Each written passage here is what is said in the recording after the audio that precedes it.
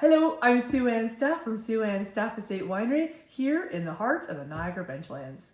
I am bringing you our Sizzling with SAS, and every Sizzling with SAS has a new wine to go with it. Today we're going to introduce the 2021 delicious Flamboyant Red for the Fancy Farm Girl series, and we're going to pair it with a chocolate Pavlova. I can't wait. First thing we need to do for Pavlova is to separate the eggs. You do this into its own bowl individually to make sure the eggs are good and that you don't get one drop of the egg yolk into the egg whites.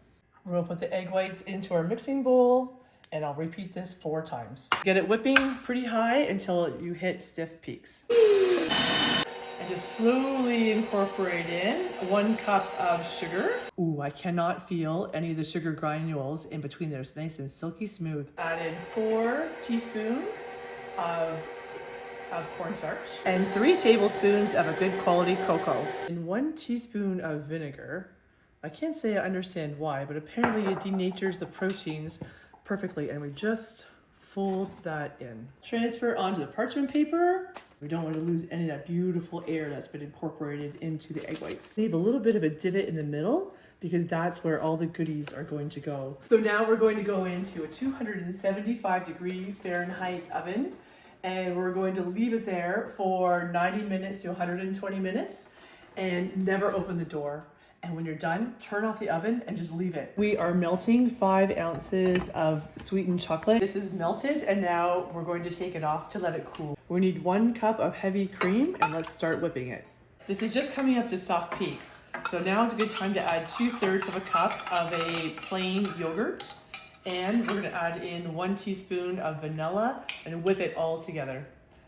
I gotta take a little. Time's up, let's take a look. Oh, it's perfect. A little Fancy Farm Girl trick.